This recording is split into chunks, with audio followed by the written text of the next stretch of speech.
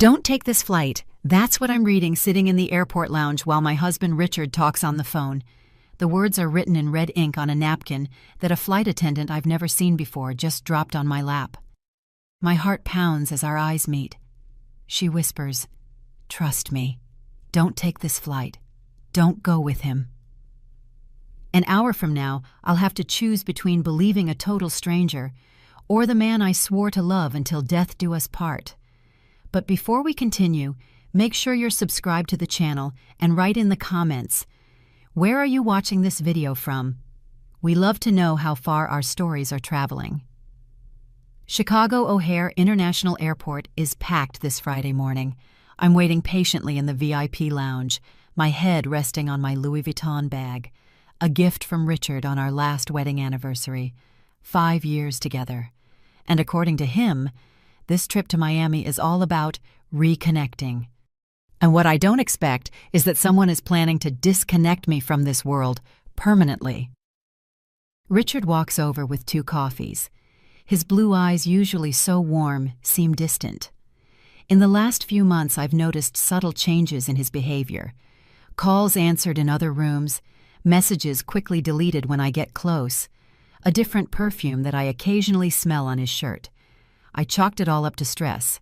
The merger at his company is consuming all his time. "Everything okay, Allison?" he asks. "You look pale." He hands me the coffee. "Just a little tired," I reply, avoiding his gaze. The napkin is burning a hole in my pocket. My fingers are trembling around the cup. I need to get to the bathroom. I need a moment alone to understand what is happening. "I'm just going to use the restroom quickly," I say, forcing a casual smile.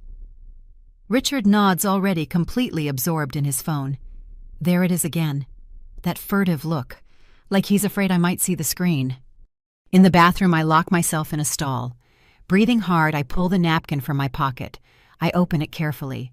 There's more written inside. "Your name is on a $5 million life insurance policy, taken out 2 weeks ago. You are going to fall from the hotel balcony. He has a mistress. Find me in the main food court in 10 minutes. I have proof. My name is Jenna." My stomach turns. The nausea is instant. It can't be true. Richard planning to kill me. I want to laugh at how absurd it all sounds, but something inside me freezes.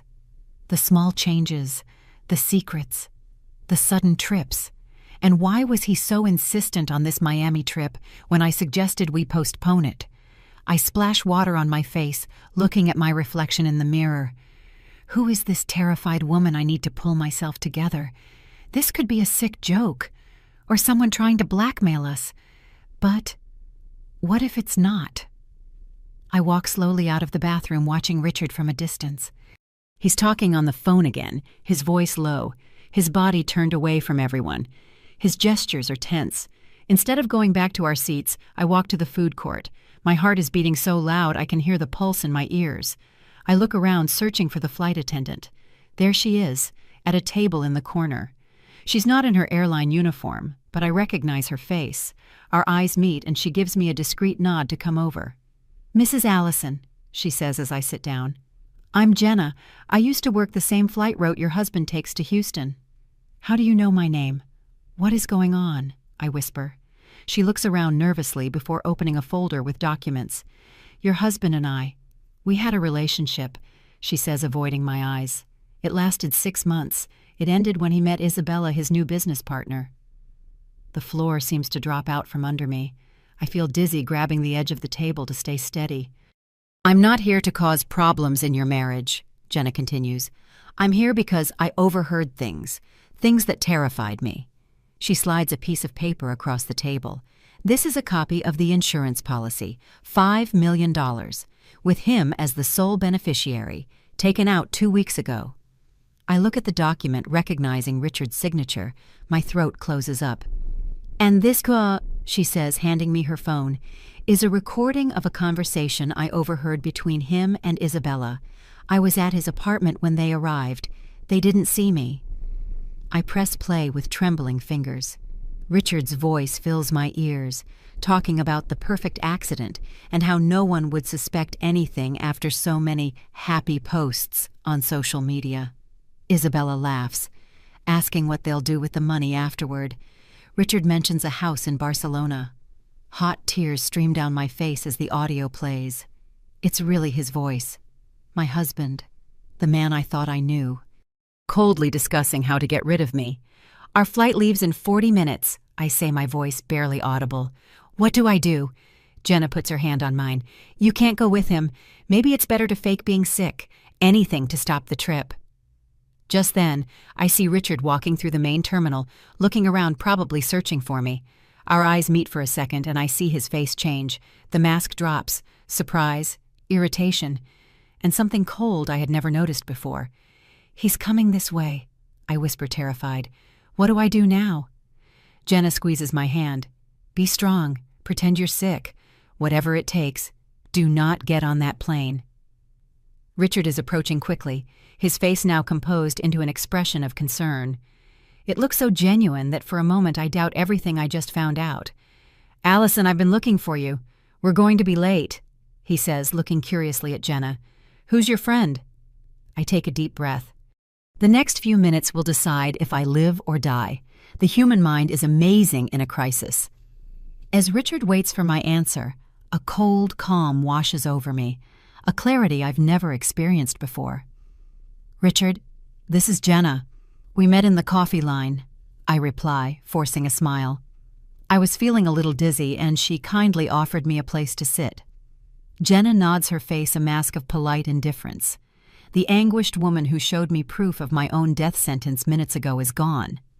Nice to meet you, Richard says, extending a hand which Jenna shakes briefly. His eyes scan Jenna, trying to determine if she's a threat.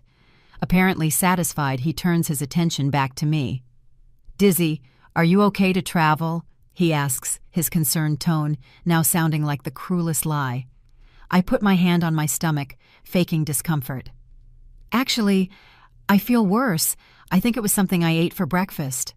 Honey, I'm sure it'll pass, Richard insists, putting his hand on my back.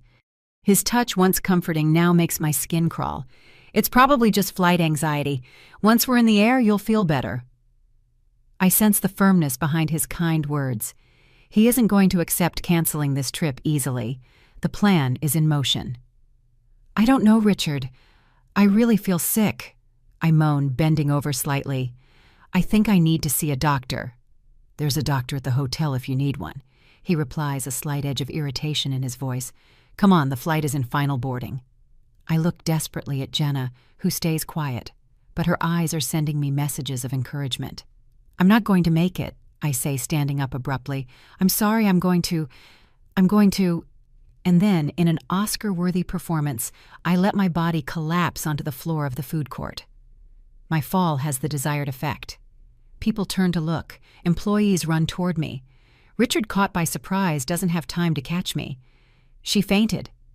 Call for help, someone shouts. I keep my eyes closed as I feel hands helping me, worried voices all around. Richard is yelling my name, his voice a mix of shock and frustration. Mrs. Allison, can you hear me? A new voice, probably one of the airport paramedics. I open my eyes slowly, faking disorientation. What happened? You fainted, ma'am. We're taking you to the airport infirmary for an evaluation. Richard is by my side, holding my hand too tightly. I don't think that's necessary. She just needs water and sugar, he tries to argue. Sorry, sir, but it's standard procedure. We can't clear a passenger who fainted to board a flight without a medical evaluation. I see the muscle in Richard's jaw twitch, a sign of contained anger I know well. He's losing control of the situation. Richard, I murmur, playing the fragile wife, I don't think I can travel today. We'll figure this out, honey, he replies, his tone forced and smooth. Let the doctors check you first. In the infirmary, after a basic exam, the doctor on duty is firm. Ma'am, your blood pressure is unstable. I do not recommend flying today. I suggest you see your cardiologist as soon as possible. Richard's expression is a contained storm. While the doctor writes on a clipboard, he leans in and whispers in my ear, This is ridiculous, Allison. You were fine an hour ago. I'm sorry, Richard. I can't control when I feel sick, I answer, keeping my voice low and weak. "Are you traveling with her?" the doctor asks Richard. "I'm her husband," he replies curtly. "Well, sir, your wife is in no condition to fly today. I suggest you reschedule your trip." I watch Richard's plan crumble before his eyes. He runs his hand through his hair. Another gesture of frustration I recognize. "Right, I'll take care of it," he says, stepping out of the room to make calls. The moment he leaves, I grab my phone. My hands are shaking so badly I almost drop it. I quickly open my banking apps. I need to see how much I have available in case I need to run. I quickly transfer the maximum amount I can to a secondary account Richard doesn't know about. It's not much, but it might buy me a few days. When Richard comes back, his face is composed again. "I managed to reschedule for Sunday," he announces. 2 days of rest and you'll be good as new." His smile doesn't reach his eyes. I nod weakly. 2 days. I have 2 days. 2 days to plan my escape, gather evidence, and decide how I'm going to confront the man who swore to love me, but is now planning my end. In the taxi on the way home, Richard is silent, typing furiously on his phone, probably updating Isabella about the change of plans, I think bitterly. The city blurs past the window. People go about their normal lives while mine is falling apart. "Do you think it's serious?" he finally asks without looking up from the screen. "I don't know. I hope not," I reply, watching him closely. Is this genuine concern, or is he just calculating if my health problem will ruin his plans? We arrive at our apartment in Lincoln Park. The luxury condo that used to feel safe now seems like a golden prison. The walls that witnessed our love now hide a deadly secret. Richard opens the door and walks in first, dropping the suitcases in the entryway. "I'll make you some tea," he says, walking to the kitchen. I stand there watching the man who has become a stranger. How many times has he planned my death while serving me tea?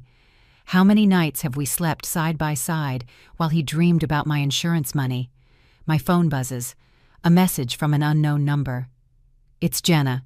See you tomorrow, 10 a.m., Woodfield Mall, food court. I have more information. Be careful." I delete the message immediately. Richard returns with a steaming mug. "Chamomile. It will calm you." I look at the golden liquid. Is it just tea, or... No, he wouldn't risk anything at home. The plan was the fall from the hotel balcony, a tragic accident, far away from the prying eyes of neighbors. "Thanks," I say, but I don't drink it. I put the mug on the table. "I think I'm going to rest for a bit." "Good idea," he replies, grabbing his jacket. "I need to take care of a few things at the office since we didn't travel. I shouldn't be long." Probably going to meet Isabella, I think. As soon as the door closes, I run to Richard's office. I need more proof. I need to understand the extent of this plan. His laptop is on the desk, but it's locked with a password. I try a few obvious combinations. Our anniversary, his birthday, no luck. Frustrated, I start searching the drawers. In the back of one, I find a folder hidden behind old documents. My heart nearly stops when I open it. There it is, the complete insurance policy, a purchase agreement for a house in Barcelona, Spain, and the thing that makes my blood run cold. A detailed study on fatal accidents on hotel balconies printed from the internet, with handwritten notes in the margins. It's real. All of it is real. The night seems endless. Locked in our bedroom, I pretend to be asleep when Richard gets home. The smell of women's perfume clings to his shirt when he lies down next to me. I stay perfectly still, controlling my breathing while he checks messages on his phone. Minutes later, his soft snoring tells me he's asleep. I slide out of bed without making a sound. I grab my phone and lock myself in the bathroom. With trembling hands, I open my email and send photos of the documents I found to myself. I need a backup, something in the cloud, out of his reach. Then I send a message to Jenna. I found more proof, the full policy and plans for a house in Barcelona. The reply comes almost instantly. "Great. Bring everything tomorrow. You'll need it for the police." Police. The word echoes in my mind. Reporting my own husband for attempted murder. How did we get to this point? I remember our wedding, 3 years ago, in the chapel by the sea. Richard crying when he saw me at the altar. Was it all a lie? Or did he change along the way? Seduced by money and another woman, I get back in bed, staying on the very edge, as far away from him as possible. The man breathing peacefully next to me is no longer my husband. He is my potential killer. I wake with a jolt at 6 in the morning. I don't remember falling asleep. Richard is still sleeping soundly. I get up quietly and go to the kitchen to make coffee. I need to maintain normalcy, not raise any suspicions. As the water heats up, I look out the window of our 20th floor apartment. The view of Lincoln Park is stunning. The city stretches to the horizon, the lake in the distance, a view many would pay millions for. Richard would pay with my life. "You're up early." His voice makes me jump. He's standing in the kitchen doorway, hair messy, eyes watchful. "I couldn't sleep well," I reply, pouring coffee into 2 mugs. "How are you feeling today?" he asks, accepting the mug I offer. "Better," I lie. "I think it was just exhaustion." "That's great. I'll reschedule our flight for tomorrow then." "No," I exclaim too loudly. He raises an eyebrow, surprised. I continue more calmly. "Let's wait until Monday. I want to check with my doctor first, just to be sure." Richard studies me for a moment as if trying to figure out if I'm hiding something. "Whatever you want," he finally replies, "but we can't postpone it too long. The hotel is non-refundable and we've already paid for 2 expensive days." "I understand," I say, taking a sip of coffee to hide my nerves. "I promise I'll decide by tomorrow." He nods, seemingly satisfied. "I have a 9 o'clock meeting today, unexpected stuff from the canceled trip." Perfect. This gives me time to meet Jenna without having to make up excuses. Richard leaves at 8:30 after a quick kiss on my forehead. A kiss that used to mean affection, and now just fills me with disgust. As soon as I hear the door close, I run to shower and get dressed. I choose discreet clothes: jeans, a black t-shirt, and a baseball cap to partially hide my face. I put the folder with the documents in my bag and hurry out. In the elevator, I run into our neighbor, Ms. Peterson. "Allison, I thought you and Richard were traveling." "I had a last-minute health issue," I explain quickly. "Oh, what a shame," she comments. "Richard seemed so excited about this trip. He was talking about it in the elevator yesterday. Said it would be unforgettable." Unforgettable. A shiver runs down my spine. I get to Woodfield Mall 20 minutes early. I pick a table in the food court with a view of all the entrances, where I can watch if Richard or anyone suspicious shows up. Jenna arrives promptly at 10. She's wearing jeans and a simple blouse, her hair in a ponytail. She looks like an ordinary person, not someone involved in a murder plot. "You came," she says, sitting across from me. "Did you bring the documents?" I slide the folder across the table. Jenna opens it quickly, scanning the contents. "This is even worse than I imagined," she mutters. "This man is meticulous. I can't believe this is happening," I say, my voice breaking. "Why would he do this? We have enough money."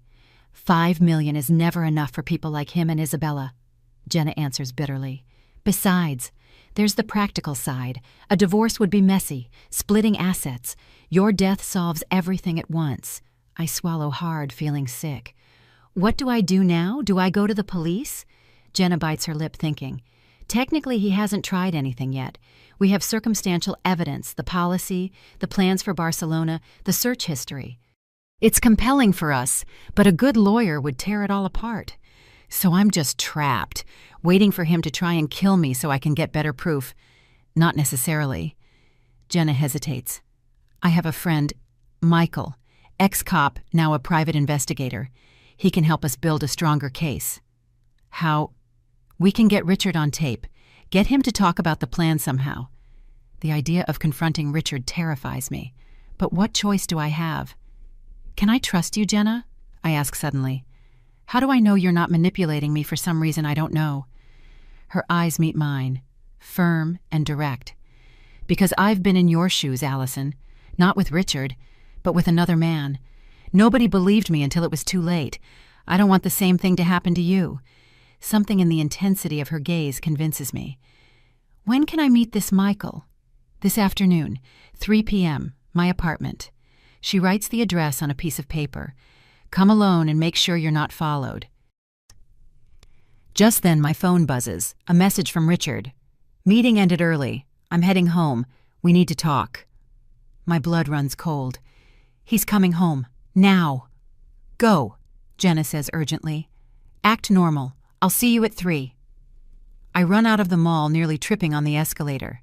I get a taxi immediately and tell the driver to hurry. The whole ride my mind is racing. What if Richard discovered my suspicions? What if someone saw us at the mall? What if...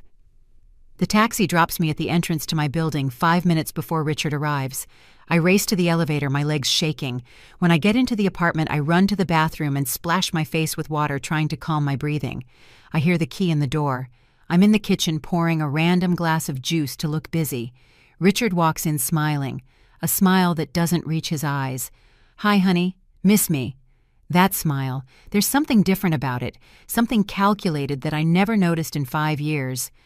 But now it stands out like a spotlight. How could I have been so blind? Of course, I reply, forcing a smile back as I offer him the juice. Was the meeting productive?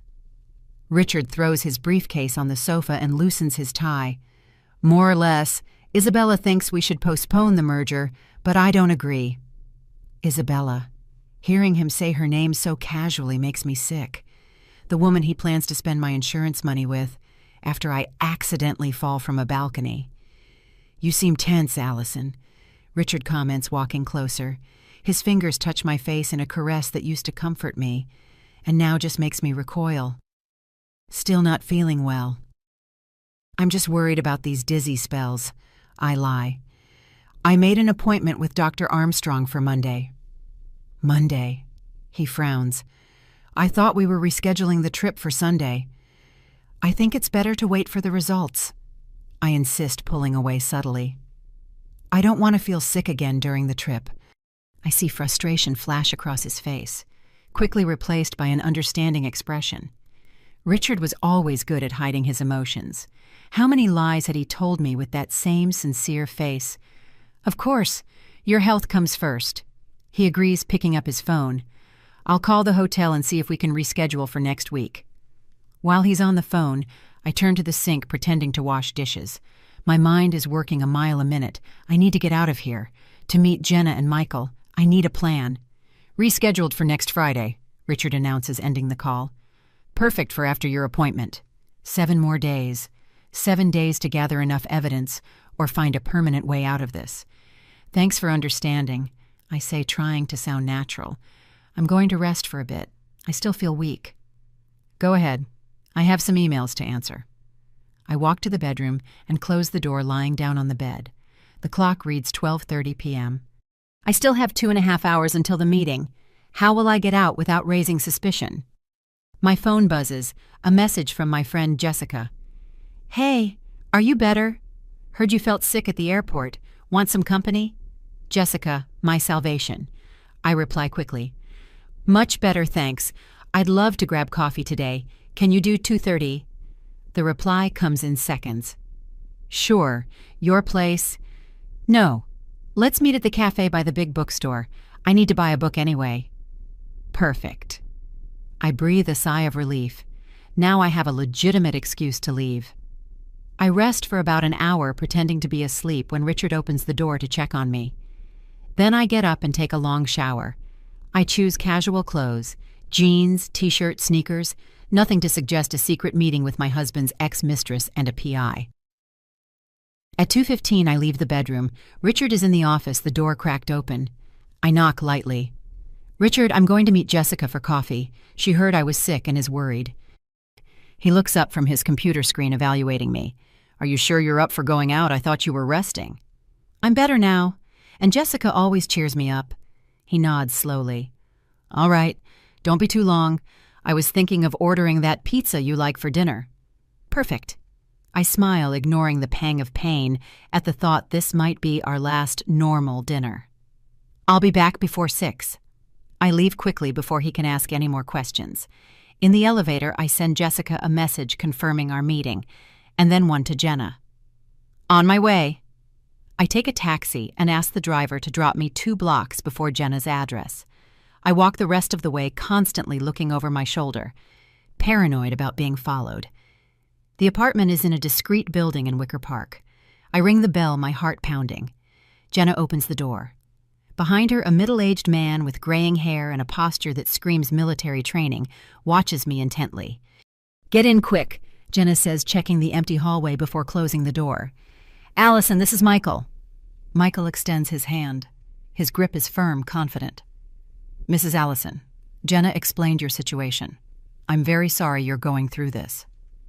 Thanks for helping me, I reply, still unsure about trusting complete strangers. What can we do? Please sit down. Michael gestures to the sofa. I analyze the documents Jenna showed me. The situation is serious, but we need to be strategic. I sit, my hands trembling slightly. What do you suggest? Michael opens a laptop. First, we document everything we have. The insurance policy, the documents for the Barcelona house, the searches on balcony accidents. It's strong circumstantial evidence, but not conclusive. He looks at me directly. We need a confession. How do we get that? I ask. By recording a conversation where he reveals his intentions. Michael holds up a small device the size of a button. This is a high-sensitivity microphone. We can hide it in your clothes. I swallow hard. You want me to confront Richard? To accuse him? Not directly. Jenna steps in. That would be too dangerous. We need to be more subtle. Michael nods. Exactly. I suggest an indirect approach. The trip being rescheduled for next week is perfect. You can mention that you spoke to the insurance agent about some details of the policy. Say you found it unusual to increase the value so much in such a short time. We'll observe how he reacts, Michael continues. If he gets defensive or tries to explain, keep probing. Ask about plans for after the trip. Casually mention Barcelona as a destination you two could visit one day. The idea of putting myself at risk like that is terrifying, but I understand the logic. What if he just denies everything? Denial is also a revealing reaction, Michael explains. Especially if he gets nervous or irritated. His tone of voice, body language. It all counts. Jenna sits next to me. Allison, we know it's scary, but it's safer to get proof while he still thinks you don't suspect anything. And what about Isabella? I ask. She's involved too. One thing at a time, Michael replies. Once we have evidence against Richard, we can focus on her. She'll probably try to save her own skin and incriminate him even more. I'm silent for a moment, weighing the options. I think about the man I loved for 5 years, the promises we made, the memories we built. How did we get to this point? Is there another option? I finally ask. You can report him now, Michael says honestly. But with the current evidence, the police will probably just ask some initial questions. He'll deny everything, hire a good lawyer, and the investigation could drag on. And in the meantime, he'll know you found him out. And he might... He stops, not wanting to complete the obvious thought. He might try something more direct. I finish, feeling a chill. Michael nods gravely. Unfortunately, yes. Jenna squeezes my hand. We're here to help Allison. You're not alone. I take a deep breath. Okay, let's do it. But how do I guarantee my safety? While we try to gather more proof, I have to go back home. Sleep next to him. That's crucial, Michael agrees. From now on, some basic rules. Don't eat or drink anything he offers you directly. Keep your phone with you at all times. Avoid situations where you're alone in dangerous places, like balconies or stairs. He picks up another device. This is a panic button. Press it for 3 seconds in case of emergency. It's connected to my phone. I'll be there in 15 minutes no matter the time. I accept the small device, a mix of gratitude and fear washing over me. And there's one more thing, Michael says, hesitating briefly. We need to consider the worst-case scenario. If Richard suspects, he might try to speed up the plan. What do you mean? We need to have an escape plan ready. A place you can stay that he doesn't know about. Enough money for a few weeks. Essential documents. The reality of my situation hits me like a ton of bricks.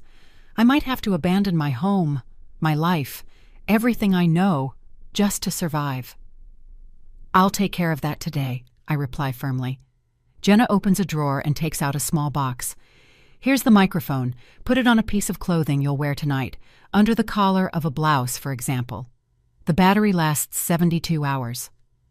What about the files I took from the office? He might notice they're missing. You photographed everything, right? Michael asks. Then we can put them back. It's better if he doesn't realize you found them. I look at the clock. 4:30 p.m. I need to get back soon. When do we meet again? Tomorrow, same time, Jenna replies. We'll bring the equipment to record the main conversation about the trip. Before I leave, Michael gives me one more piece of advice. Allison, the most important thing now is to act natural. Any drastic change in your behavior could alert him. Try to keep your routine, as hard as it is. I nod, knowing it will be the hardest role of my life. On the way back, I meet Jessica at the bookstore as planned. I buy a random book to support my story, and we chat for a few minutes. She notices I'm on edge, but blames it on my recent illness. I get home at 5:45 p.m., carrying the new book and the crushing weight of my secret. The microphone is hidden in the collar of the blouse I'll wear to dinner. Richard is on the sofa, casually watching TV. Hey, honey, how is Jessica? Good, I reply, trying to sound normal. Did you order the pizza yet? Not yet, I was waiting for you. I put my bag in the bedroom, discreetly stashing the panic button in my nightstand drawer. Then I go to the bathroom and change my blouse, making sure the microphone is well hidden. When I get back to the living room, I find Richard opening a bottle of wine. I thought we should celebrate, he says, pouring 2 glasses. Celebrate what? I ask, my heart speeding up. He smiles, handing me a glass. Our time together. We've been so busy lately. We barely talk. I accept the glass, but I don't drink. You're right. We have been distant. Then a toast. He raises his glass. To us.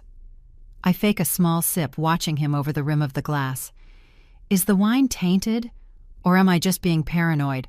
I'll order the pizza, he says, grabbing his phone. I take the opportunity to discreetly pour some of my wine into the potted plant next to the sofa. During dinner, I try to act normal. We talk about trivial things. The new book I bought, a movie we want to see, plans for the weekend. You seem distant, Richard comments suddenly. Are you sure you're okay?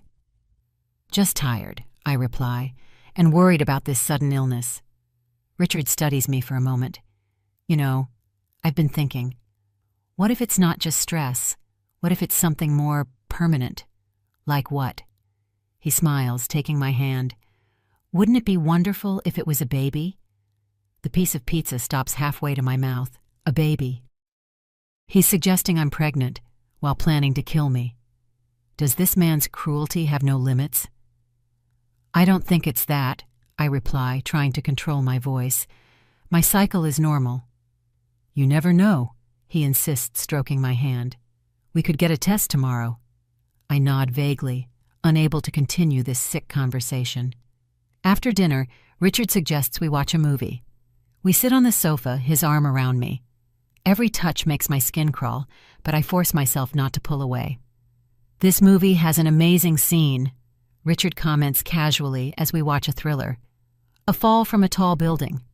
The director shot it from an angle that really makes you feel the vertigo. My blood runs cold. Is this an innocent comment, or is he testing me? I don't really like scenes like that, I reply. They make me feel sick. Richard laughs softly. Vertigo is a strange thing, isn't it? Just one moment of imbalance, and it's all over. The microphone on my blouse is catching every word, every veiled insinuation. Later in bed, I pretend to be asleep while Richard showers. I hear the water running, then the sound of him checking his phone, probably messages for Isabella. When he finally gets in bed and falls asleep, I let myself cry silently. Tears stream down my face as I stare at the ceiling, thinking about how my life turned into a nightmare in less than 24 hours. A stranger is sleeping next to me. A man planning my death while talking about babies and toasting to our future. Sunday morning is gray, matching my mood. I wake up before Richard, watching him sleep. He looks so normal, so peaceful. How can someone hide so much darkness behind such an ordinary face? I get up quietly and go to the kitchen.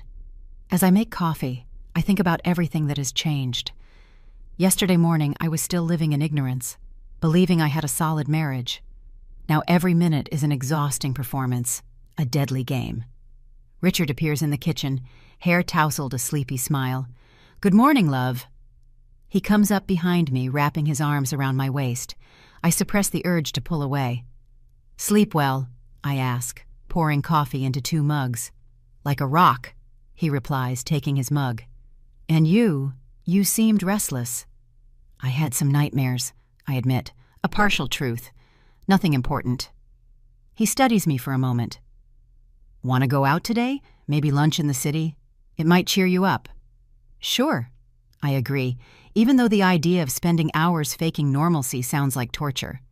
Let me finish my coffee first. While Richard showers, I check my phone. A message from Jenna. "Mike worked perfectly. Michael analyzed the recording. Come at 3 p.m. today." I breathe a sigh of relief. At least something is going right. Lunch at the restaurant by the park is surreal. The food is delicious. The breeze is nice. Other couples around us seem genuinely happy. Richard is charming, attentive, making jokes that would have made me laugh in another context. It's like we've gone back in time, to the days before I knew his true nature. "What are you thinking about?" he asks, noticing my silence. "About the trip," I reply, testing the waters. "Do you think the hotel in Miami will be comfortable?" "It's one of the best," he says a little too enthusiastically. "Ocean view, private balcony in every room. You'll love it." Private balcony. The words send a shiver down my spine. "Sounds perfect," I comment, taking a sip of water. "By the way, I got a call from the insurance company yesterday." Richard freezes momentarily, his fork halfway to his mouth. "Really? What about just confirming some details on our policy?" I continue casually. "I found it strange, actually. I didn't know we had increased the coverage value so much recently." His eyes narrow almost imperceptibly. "It's routine, Allison. We need to update it regularly as our assets grow." $5 million just seems like a lot, I press. The agent even commented it's unusual for such a sudden increase. Richard puts down his silverware, a tense smile on his face. "Since when are you interested in insurance details? You always left that to me." "I was just curious." I shrug. "Especially since only my name is listed as insured. Yours wasn't updated." His hands clench into fists for a second. Then they relax. "A bureaucratic issue. I already asked them to update my side, too." A lie. He has no intention of being insured himself. "I see," I reply, deciding not to push any further for now. "How about dessert?" The rest of lunch is filled with superficial conversation. Richard seems normal to anyone who doesn't know him, but I notice his tension, the slightly clenched jaw, the frequent glances at his watch, his fingers tapping on the table. We get home around 2 p.m. I need to find another excuse to leave and meet Jenna and Michael. "Richard, I forgot to buy the medicine the doctor prescribed for the dizziness," I say, putting my purse away. "I'm going to run to the pharmacy." "Want me to go?" he offers a little too quickly. "No need. I'll use it as a chance to stretch my legs. The weather is nice." He nods. "Okay, don't be long. I was thinking we could watch that movie you wanted to see." "I'll be right back," I promise, grabbing my bag again. In the elevator, I breathe a sigh of relief. Every minute away from him is a relief. I leave the building and walk a few blocks before grabbing a taxi to Jenna's apartment. Michael is already there when I arrive, analyzing recordings on the laptop. "How did it go?" Jenna asks, leading me to the sofa. "Tense," I reply honestly. "I brought up the insurance at lunch." He got visibly uncomfortable. Michael nods, satisfied. "We heard. The mic captured everything perfectly." He turns the laptop so I can see. "Here's the voice analysis. These lines show the stress level when you mention the insurance. It's crystal clear." I look at the graph, seeing obvious spikes when I mention the company and the policy amount. "Is this enough?" I ask, hopeful. "Not yet," Michael answers honestly. "But we're building the case. He showed he knew about the policy and got defensive when questioned. It's a start." Jenna hands me another device, smaller than the last one. "This is a more sensitive microphone for tonight. And also—" She hesitates, exchanging a look with Michael. "We think you should install a camera in the bedroom." "A camera?" Michael explains. "It's a security measure. If he tries anything while you're sleeping, we'll have proof. And if you decide to confront him, we'll have a visual record." The idea of being filmed in my own bedroom, even for my safety, feels invasive, but I understand the need. Where would I put it? It's discreet. Michael assures me, showing me a tiny camera the size of a shirt button.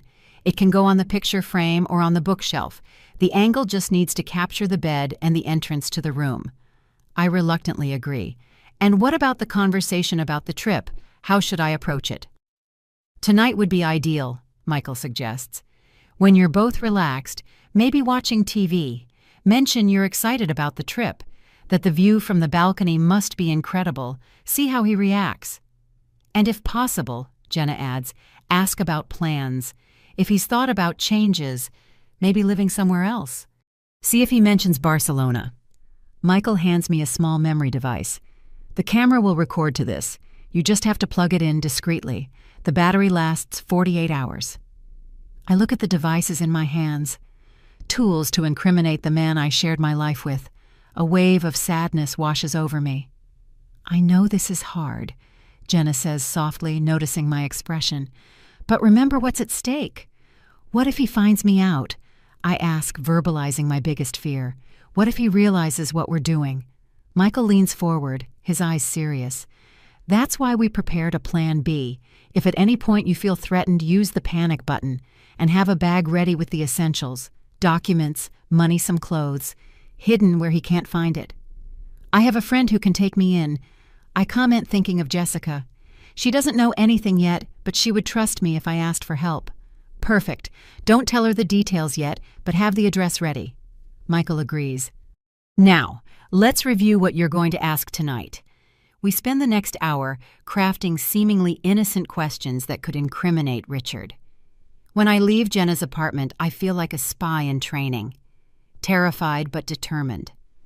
On the way back, I stop at the pharmacy to back up my story and buy some random motion sickness pills. I also stop at a department store and buy a small carry-on bag. Not for Miami, but for my possible escape. When I get home, Richard is on the sofa watching a football game. He seems perfectly normal, carefree. Did I imagine all of it? Is it possible Jenna is manipulating me for some dark reason? No. The proof is real. The documents, the recordings, everything confirms my suspicions. You were gone a while, he comments, not taking his eyes off the TV. Find the medicine. Yes, I show him the pharmacy bag, and I took the opportunity to buy a new bag for the trip. My old one was worn out. This gets his attention. So you're excited to go? I force a smile. Of course. After the doctor's appointment tomorrow, I'm sure I'll be cleared to travel. Richard smiles, looking genuinely happy. Or is he just an excellent actor? I'm going to put my things away, I say, getting up. In the bedroom, I discreetly position the camera on the bookshelf among some books with a clear view of the bed and the door. I put the microphone on a clean blouse and mentally prepare myself for the most important night of my life, a night that could either save me or condemn me. The evening unfolds with agonizing slowness. Every minute seems to stretch as I wait for the right moment to start the conversation that could incriminate Richard. After dinner, which I can barely eat, we sit on the sofa to watch the movie he picked out. Ironically, it's a thriller about betrayal. Richard seems relaxed, his arm casually draped over my shoulder. His thumb rubs small circles on my arm. A gesture that used to comfort me and now makes my skin crawl. The microphone hidden in my collar is recording every sound, every breath. This movie makes me think about our trip, I comment when a scene shows a couple in a luxury hotel. Richard smiles, his eyes still on the TV. Why, the hotel looks like the one we booked, that ocean view. I pause briefly. Especially the balcony. It must be beautiful. I feel his body tense slightly next to me. Yeah, the balcony is impressive. It's on the 15th floor, panoramic view. That high? I ask, keeping my voice casual. I'm not afraid of heights, but I admit balconies make me a little nervous, especially after that news story about the woman who accidentally fell in Houston. Richard shifts, adjusting himself on the sofa. Is he uncomfortable with this topic? Good. You've never mentioned a fear of heights before, he says, a slight irritation in his voice. "Don't worry, the balconies are safe. High railings." "But accidents happen, right? I was just reading about it. How people can slip or—" "Allison," he interrupts, his tone firmer. "Why this sudden interest in balcony accidents? Are you having a bad feeling about the trip?" This is my signal. Time to push a little more. "Not exactly," I reply, faking innocence. "I've just been thinking a lot about the future lately, about how life can change so fast." I take a calculated pause. "Have you ever thought about what it would be like if one of us wasn't here anymore?" Richard turns to look at me fully now, the movie forgotten. "What do you mean? You know, like with that insurance policy. If something happened to me, you'd be financially secure. $5 million would be enough to start over anywhere, even abroad." His eyes narrow. "Why are we talking about this now?" I don't know. Maybe feeling sick at the airport just made me thoughtful. About fragility. And I take a breath and add, "Have you ever thought about living outside the U.S. Barcelona? Maybe I hear it's beautiful." The mention of Barcelona, the city where he planned to buy a house with my insurance money, is like a direct hit. Richard's face visibly pales. His hands, once relaxed, are now tense fingers digging into his palms. Barcelona. Why Barcelona specifically? His voice sounds controlled, but I detect the underlying tremor. I don't know. It just seems like a good place to start over. I hold his gaze. To leave the past behind. A tense silence settles between us. Richard is studying me as if trying to read my mind. Finally, he forces a smile. "You're acting strange today, Allison. Maybe it's the medicine." He stands up abruptly. "I'm going to get a glass of water." When he leaves the room, I take a deep breath, trying to control my pounding heart. His reactions are telling. The discomfort with the balcony talk. The shock at the mention of Barcelona. The microphone caught all of it. His altered breathing. His defensive tone. Richard comes back with 2 glasses of water. He hands one to me, watching me intently as I drink. "Maybe we should go to sleep," he suggests. "You have your doctor's appointment early tomorrow, right?" "Yes." I agree, grateful for the chance to end this tense conversation. I am really tired. In the bedroom, the hidden camera on the shelf silently films as we get ready for bed. Richard seems lost in thought, his movements mechanical as he changes and brushes his teeth. We lie down in bed, his back turned to me. I remain motionless, eyes open in the dark. Every sense is on high alert. After a few minutes, I hear his breathing slow down and become regular. Is he asleep? I can't be sure. I close my eyes, forcing myself to breathe evenly, faking sleep. Around midnight, I feel Richard move in the bed. I keep my eyes closed, but my muscles are tensed, ready to react. He gets up silently and leaves the room. I open my eyes, listening to his soft footsteps down the hall. Where is he going? A few minutes later, I hear his muffled voice coming from the office. He's making a call, probably to Isabella. Although I can't make out specific words, the urgent tone is unmistakable. He comes back about 20 minutes later, sliding carefully under the covers. I continue to fake sleep, my heart beating so hard I'm afraid he can hear it. For another 2 hours, I lie awake listening to his every move.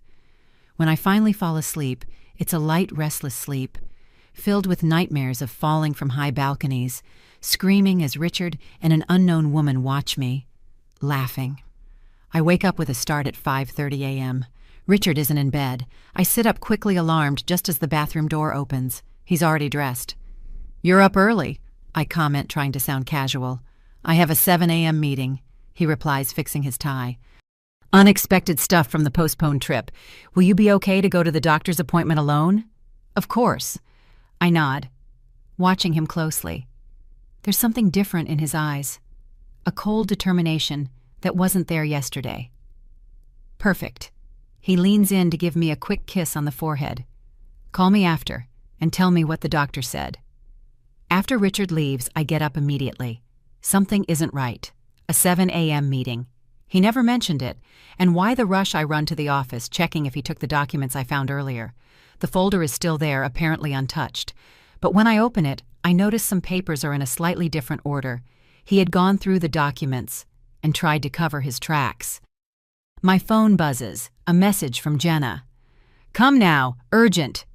I get dressed quickly, grab the small camera and microphone, and leave the apartment. In the elevator, I get another message, this time from an unknown number. "Mrs. Allison, this is Michael. We intercepted a conversation. Your husband moved up the plans. Do not go back home." My blood runs cold. Did he find me out? Is he planning something for today? I take a taxi straight to Jenna's apartment. Michael opens the door, his expression grim. "What happened?" I ask, rushing in. "We managed to access Richard's phone remotely last night," Michael explains, leading me to his laptop. A call was made at 12:47 a.m. to Isabella Acosta. He presses play on an audio file. She knows. I hear Richard's tense voice. I don't know how, but she knows.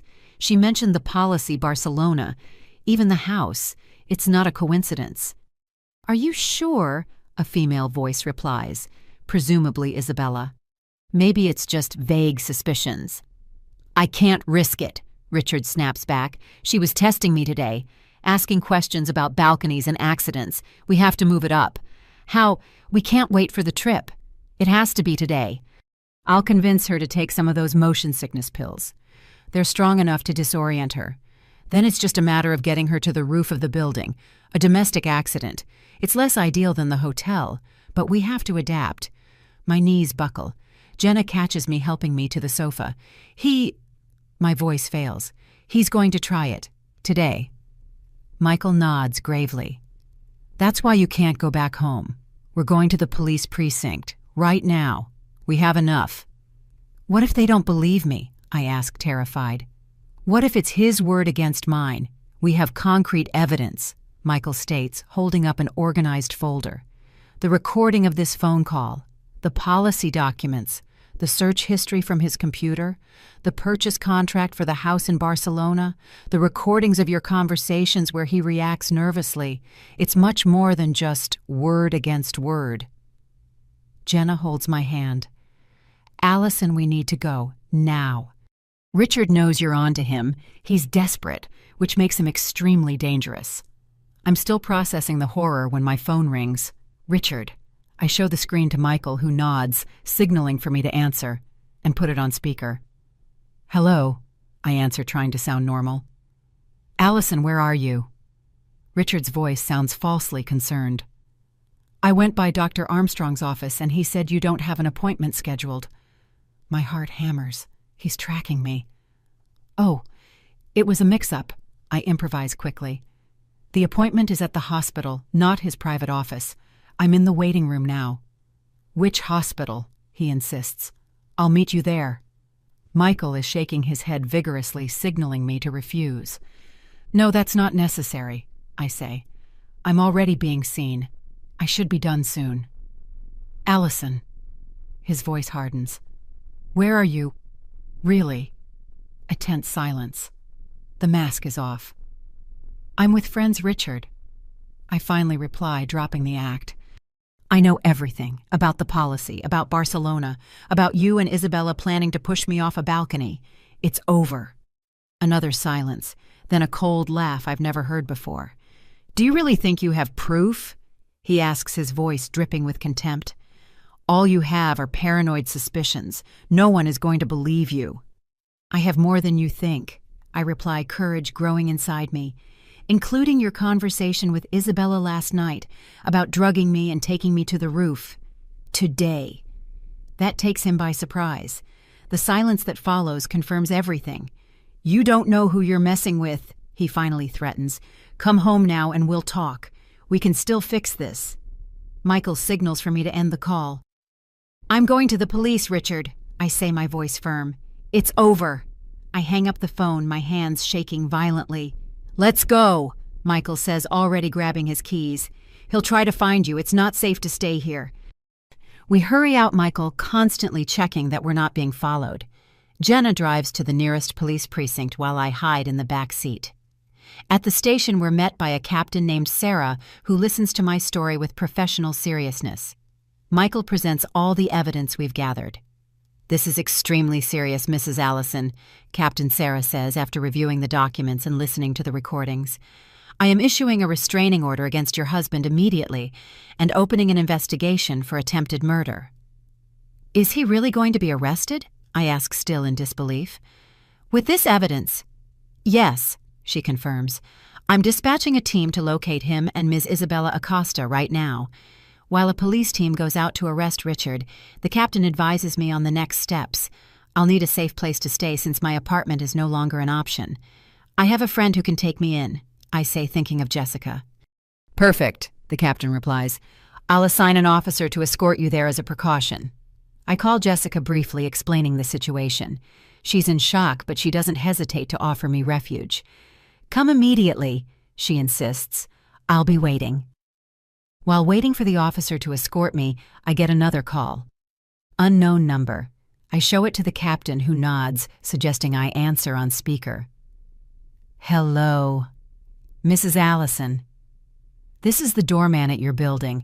Sorry to bother you so, but something strange just happened. Your husband arrived, very agitated, went upstairs, and then came down with several suitcases. He looked like he was running. I thought I should let you know." I exchange alarmed looks with the captain, who immediately takes the phone.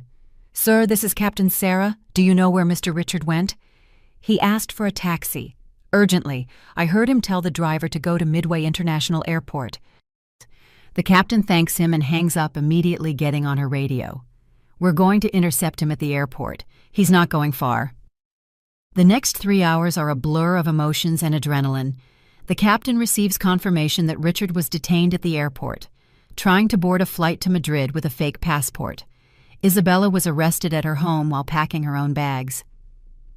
When I finally arrive at Jessica's apartment, escorted by an officer, I burst into tears, not of fear or sadness, but of relief. The nightmare is over. The man who swore to love me, but planned my death, will face justice. That night, lying in Jessica's guest room, I think about how a single message on a napkin changed my destiny. If it weren't for Jenna, for her courage in warning me, I would probably be dead in a few days. Life is made of decisive moments, choices that seem small but determine everything. That morning at the airport, when I chose to trust a stranger's warning instead of my husband's fake concern, I chose to live. 2 days later, I visit Jenna at her apartment. Michael is there too. "I came to thank you," I say, hugging her tightly. "You risked everything to save me." Jenna smiles, her eyes tearing up. "When I found out what Richard and Isabella were planning, I couldn't stand by. I've seen stories like this end in tragedy before." "How did you find out?" I finally ask. The question that's been bothering me. Jenna and Michael exchange a look. He's the one who answers. "Jenna is my sister," Michael reveals. After she ended things with Richard, she still suspected something was wrong. The pattern, it felt familiar. "Familiar?" I repeat, confused. Jenna takes a deep breath. "Our mother died in a domestic accident when we were teenagers. Years later, we found out our father had planned the whole thing, to collect the insurance money. He's still in prison." The revelation hits me like a punch. "So when you realized what Richard was planning, I couldn't let it happen again," she finishes. "Especially since I felt partly responsible. If I hadn't gotten involved with a married man, I might never have discovered his plan." "You made up for it by saving me," I state, squeezing her hand. "And don't blame yourself. Richard is the only one responsible for his actions." A month passes. The investigation is concluded, and Richard and Isabella are formally charged with attempted murder and fraud. The evidence is overwhelming, and they both remain in jail without bail. My life is being rebuilt piece by piece. I start the divorce proceedings. I sell our apartment full of false memories, and I start looking for a new place to live. I go back to my job at the publishing house where my colleagues welcome me with support and understanding. The case gains notoriety in the media. Newspapers and TV shows tell the story of the killer husband and the wife who escaped.